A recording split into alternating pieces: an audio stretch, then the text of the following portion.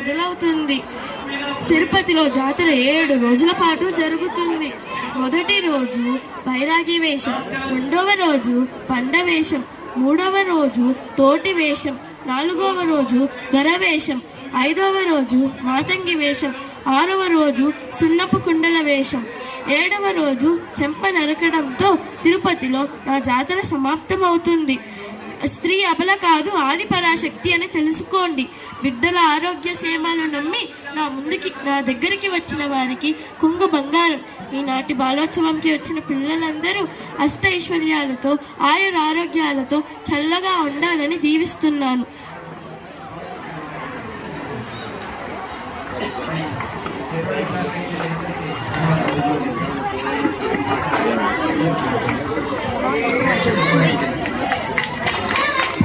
PS 2220 ముగరమ్మల మూలపుటమ్మ Prasanna Gangamma, రాళ్ళ గంగమ్మ, దండు గంగమ్మ, ఓంకాళి గంగమ్మ, చెంగాలి గంగమ్మ, అడవిటి గంగమ్మ, బాట గంగమ్మ, శ్రీతాళపాక గంగమ్మ. ఈ రూపాలన్నీ నావే. నేనే తాతయ్య గుంట గంగమ్మను. ఆంధ్ర రాష్ట్ర ప్రభుత్వం గంగ జాతరను రాష్ట్ర పండుగగా ప్రకటించింది. ఈనాటి బాలోత్సవంకి వచ్చిన పిల్లలందరూ నా కథ చెప్తా ఉంటారా?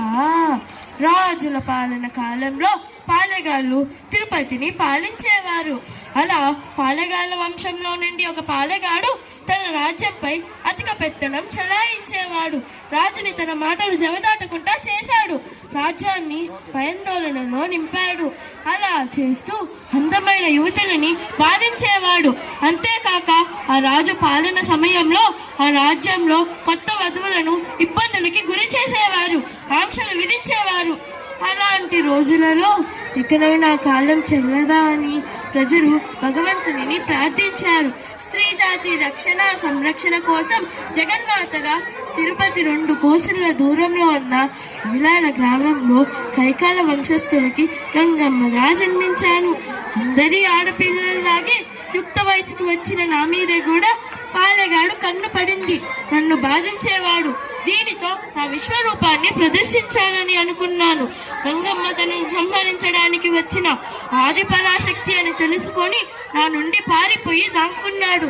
అలా దాక్కున్న పాలెగాడిని పట్టుకోవడం కోసం నేను వేరు వేషాలు వేయాల్సి వచ్చింది. అలా అనేక రకాల వేషాలు వేస్తూ 4వ రోజు జగన్మాతగా నా శక్తి నేనే తెలుసుకొని దొరవేషం వేస్తిని. ఆ ప్రాంతపు రాజు వచ్చాడని తెలిసి నా ముందుకి రాగానే తల నరికి సంహరించి తిని.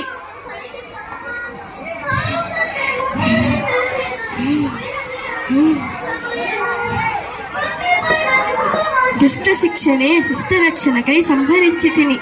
నా అవతారం చాలించాలని నా శిలారూపాన్ని చెరువు గట్టుపై వదిలి నా అవతారం చాలించాను. తెల్లారేసరికి పాలెగాడు చనిపోవడం చూసి ప్రజలు నేనే జగన్నాథ గంగమ్మ అని గ్రహించి నాకు అఖండ హారతులు పట్టారు. వారి కోరిక మేరకు తిరుపతి గ్రామదేవత గంగమ్మగా కొలిచారు. ప్రతి సంవత్సరం చైత్ర 3వ మంగళవారం అవిలాలలో జాతర జరుపుకుంటారు. ముందు నాకు అంబిలి పోసి నా అక్క చెల్లెలకు పూజలు చేసి ఆ సాయంత్రం అవిలాల గ్రామీణులు పసుపు కుంకాలను కైకాల వంశస్థులకి ఇస్తారు. 2వ రోజు బుధవారం నాకు యాట నరికి కుంభాలు పోసి నాకు పూజలు చేస్తారు. 3వ రోజు తెల్లారితో అవిలాలలో జాతర సమాప్తమవుతుంది. ఇక్కడ ఇచ్చిన పసుపు కుంకాలను తిరుపతి పొలిమేర చుట్టూ చల్లుతూ జాతర